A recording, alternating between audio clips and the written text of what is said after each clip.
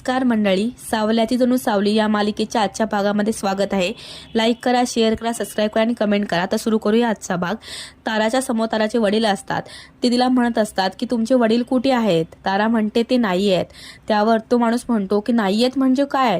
तेव्हा तारा म्हणते की नाही आहेत ते या जगात. तो माणूस म्हणतो असं नाही आहे, तुम्ही खोटं बोलताय, ते आहेत, तुम्हाला फक्त माहीत नाही, असं ते चौताळून म्हणत असतात. ताराला वाटतं की यांचा पारा का बरं चढला असावा एवढा. तेवढ्यात ते म्हणतात की सॉरी मॅडम, आपण आता आपल्या कामाचं बोलूया. सोहम म्हणतो सर प्लीज आपण आपले ट्यून्स ऐकूयात का. तर ताराचे वडील जे तिच्यासमोर प्रोड्युसर म्हणून आलेले असतात ते तिला विचारतात की तुझं गाणं सुरू आहे ना आता. तारा म्हणते हो, माझं गाणं अजून सुरूच आहे. त्यावरती विचारतात तुमचं लग्न कधी झालं, केव्हा झालं. ते विचारतात लव्ह मॅरेज की अरेंज मॅरेज झालंय मॅडम तुमचं. त्यांना तोडून तारा म्हणते एक मिनिट सर, तुम्ही मला गाताना बघितलेलं आहे पण ती गाणारी मात्र मी नाही आहे, अशी तारा त्याला सांगत असते. तेव्हा प्रोड्युसर म्हणतो की म्हणजे तुम्हाला काय बोलायचं आहे तारा मॅडम.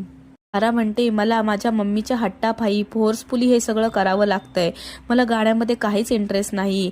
त्यावर तिचा बाप म्हणतो की हो आय सी, मला समजतंय हे सगळं. त्यावर ते म्हणतात तुम्हाला नक्की कशामध्ये इंटरेस्ट आहे तारा मॅडम. तारा म्हणते मला ॲक्टिंग, मॉडेलिंग या सगळ्यामध्ये इंटरेस्ट आहे. त्यावर ते म्हणतात हो खरंच का. त्यावर प्रोड्युसर म्हणतात की मी तुम्हाला योग्य ठिकाणी आलेला आहात तुम्ही आता.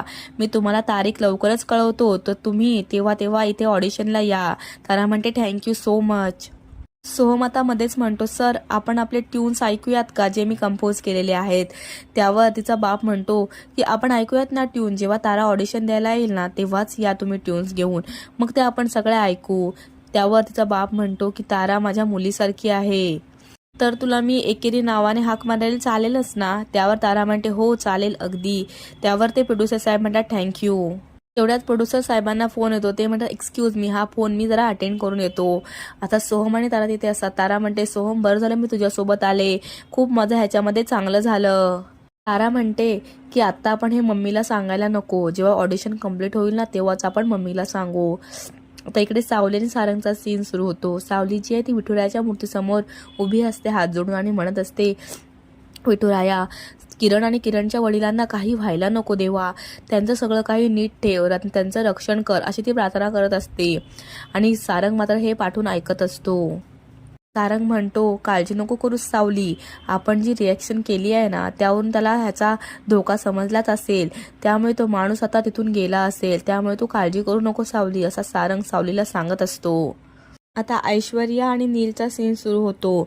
दोघेही बेडरूममध्ये बसलेले असतात. ऐश्वर्या म्हणते जे डॉक्टर मला बोललेत ना त्यामुळे आता माझे होप्स वाढलेले आहेत, आणि थँक्यू ह्याच्यासाठी नील तुला, की दोष जरी माझ्यात आहे तरी तू हे सगळ्यांपासून लपवून ठेवलेलं आहेस आणि त्यामुळे तू माझी साथ देत आहेस, त्यामुळे थँक्यू सो मच नील, अशी ऐश्वर्या नीलला म्हणते. ऐश्वर्या म्हणते आपल्यामध्ये किती वाद झाले नील, पण तू कधीच ही गोष्ट कोणालाच सांगितली नाहीस, थँक्यू सो मच. नील म्हणतो ऐश्वर्या हाच फरक आहे तुझ्यात आणि माझ्यामध्ये, तू लोकांमधले दोष शोधतेस ऐश्वर्या आणि त्या दोषांचा फायदा घेतेस, पण मी तसं नाही करत, मी ते विसरतो आणि पुढे निघून जातो, असा नील ऐश्वर्याला बोलत असतो. म्हणतो नवरा बायकोने एकमेकांचे दोष लपवून पुढे जायचं असतं.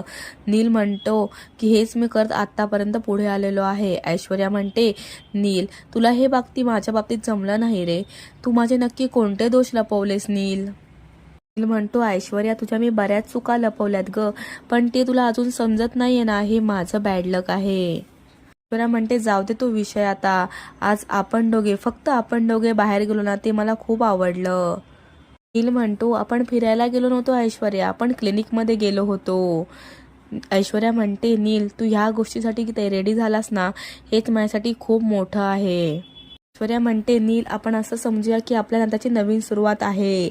त्यावर ऐश्वर्या म्हणते नील आता आपल्या नात्याची नवीन सुरुवात करूया, आपण सर्व नवा संसार सुरू करू. नील म्हणतो नवीन संसार करायला आणि नवीन नातं जोडायला आपल्यामध्ये आधी काही असं झालंच नव्हतं. नील म्हणतो माझ्याकडून तर काहीच बिघडलं नव्हतं ऐश्वर्या, चूक तुझी होती, तू बिघडली होतीस, आता तू किती सुधारतेस आणि किती चुका नीट करतेस हे सगळी जबाबदारी मात्र तुझी आहे ऐश्वर्या, असं बोलून नील सगळं काही ते ऐश्वर्यावर ढकलतो. ऐश्वर्या म्हणते नील हे बघ आता मी ठरवलंय की आपल्या कामाशी आपण काम ठेवायचं, कुणाच्याच गोष्टीमध्ये आपण पडायचं नाही, असं बोलताच नील तिथून उठून जातो. त्यावर आता सावली आणि सारंगचा सीन सुरू होतो. सारंग सावलीला म्हणत असतो की सावली, आता आपण दोघांनी मिळून आज स्वयंपाक करूया. सावली म्हणते म्हणजे काय? सावली म्हणते तुमच्यासोबत मी स्वयंपाक केला तर 2 तास लागतील. सारंग म्हणतो तू काय मला चेतावणी देतेस का? मी कोण आहे तुला माहित आहे का? मी लगेच स्वयंपाक करून दाखवतो. असं सारंग बोलता बोलता हातातलं गाजर उचलतो आणि सावलीला असं समोर दाखवत असतो. सारंग म्हणतो मेहेंदळ्यांचा मुलगा आहे मी, माघार घेत नसतो. सावली म्हणते ठीक आहे, चला आता लागा कामाला. ती म्हणते आधी तुम्हाला मी सोपं काम सांगते, भाज्या चिरून घ्या.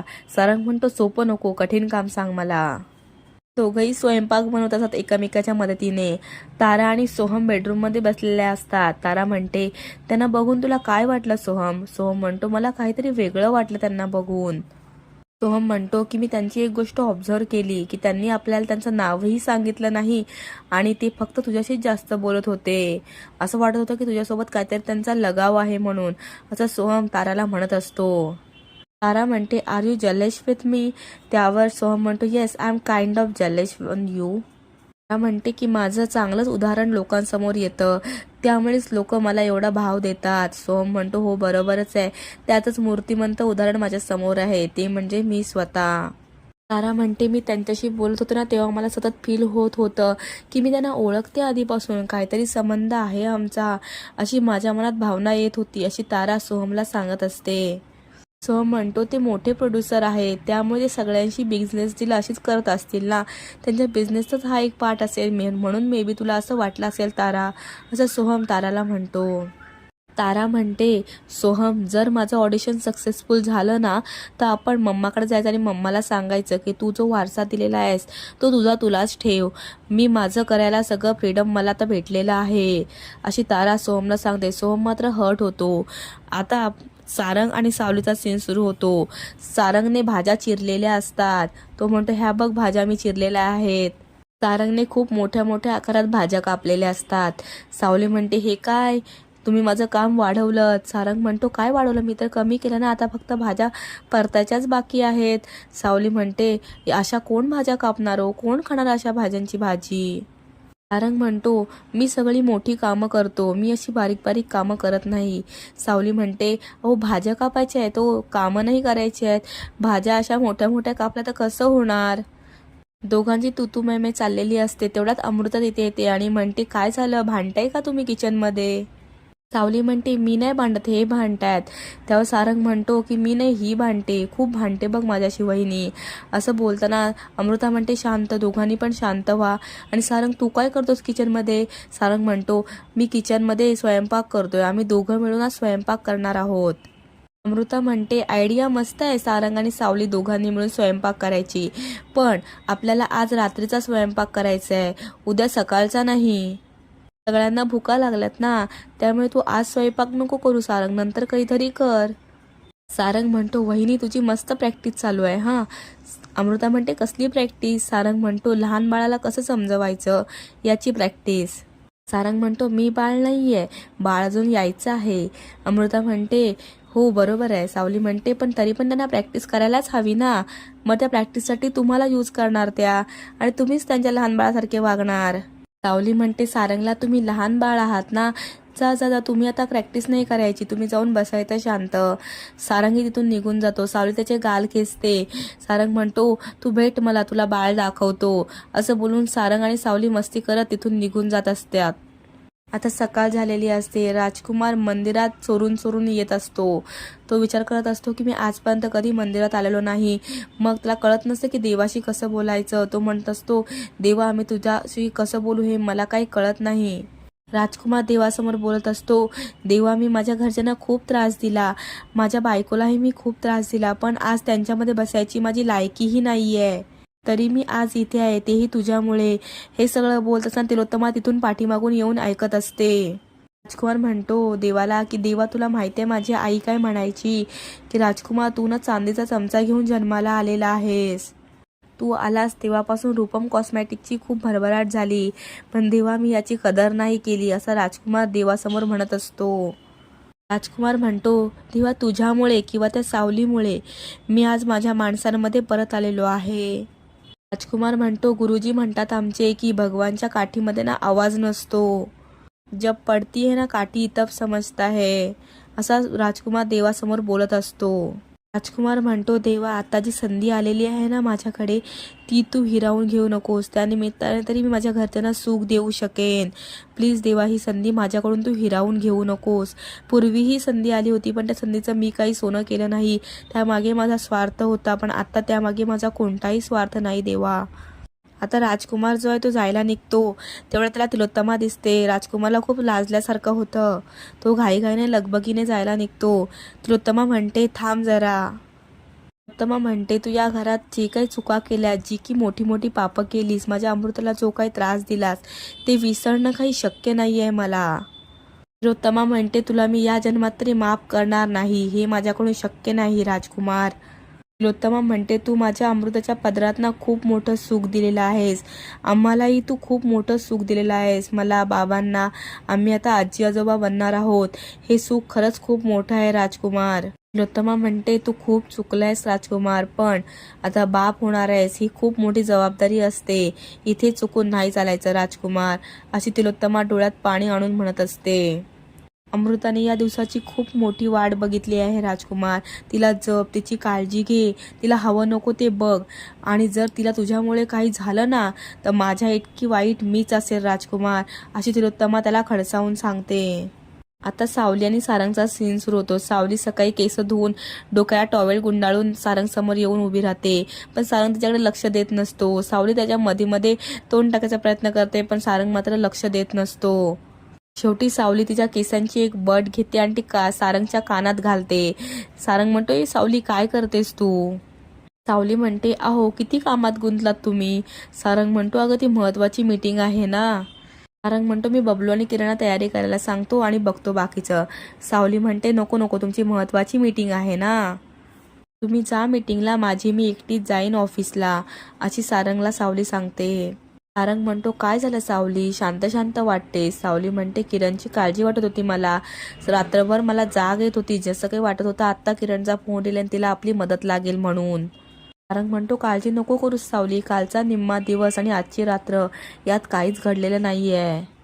तर तू काळजी नको करू सावली, त्यांचा फोन वगैरे काही येणार नाही, काहीही होणार नाही. त्यामुळे तू कोणतीच काळजी करू नको सावली, असं सारंग सावलीला सांगतो. सारंग फाईल घेऊन तिथून निघून जातो. पुन्हा पाठी फिरतो आणि सावलीच्या येऊन डोक्याला डोकं लावतो आणि म्हणतो, सॉरी. सावली म्हणते, का? त्यावर सारंग म्हणतो, तुला कळत असेल मी तुला सॉरी का म्हटलं, तुझ्याकडे लक्ष दिलं नाही ना म्हणून. बरं, माझं लक्ष होतं तुझ्याकडे. आता किरण ऑफिसमध्ये असते. तिला फायनली त्या गुंडाचा फोन येतो. तो किरण म्हणते, हॅलो. त्यावर तो गुंड म्हणतो, हॅलो, गेला तुझा खड्ड्यात. तू त्या सारंगनं सावली आणि त्या शिफ्टला सांगितलंस ना, त्याला घेऊन आलेलीस ना माझ्या हड्ड्यावर. तुला माझं लोकेशन मिळालं म्हणजे तू पोलीसमध्येही गेली असशील. तू माझ्या दोन्ही अटी पाडल्या नाहीस, त्यामुळे तुला आता परिणाम भोगावे लागतील, असं तो गुंड किरणला धमकी देत असतो. किरण म्हणते, ऐक ना माझं. त्यावर तो गुंड म्हणतो, मी काही ऐकणार नाही तुझं, तू माझं ऐकलंस का? किरण म्हणते, असं तू काय करणार आहेस रे, मला मारणार आहेस ना? किरण म्हणते, मारून टाक मला एकदाच. तेव्हा तो गुंड म्हणतो, मला तुला असं नाही मारायचंय, तुला त्रास देऊन देऊन मारायचंय. मेलीस तू त्रासामधून सुटशील, नाहीतर तू अशीच राहशील ना, त्यामुळे मला तुला त्रास देऊन देऊन मारायचा आहे, असं तो गुंड तिला म्हणत असतो. गुंड म्हणतो की या जगात तुझं तुझ्या बापाशिवाय कुणीच नाहीये आणि आता तुला तुझ्या चुकीची शिक्षा तुझ्या बापानेच भेटणार आहे. म्हणजे तुझ्या बापाला त्रास झाला म्हणजे तुला त्रास होईल. तो गुंड जो आहे तो तिला तिच्या बापाला मारण्याची धमकी देत असतो आणि नंतर तो फोन ठेवतो. तर किरण खूपच घाबरलेली असते. आता ऐश्वर्या आणि ताराचा सीन सुरू होतो. तारा जी आहे ती हाताला लोशन लावत बसलेली असते. तर ऐश्वर्या येते आणि म्हणते, तारा म्हणते, तेच मला वाटलंच, अजून ऐश्वर्या यांनी मला भेटायला कशी बरं आली नाही.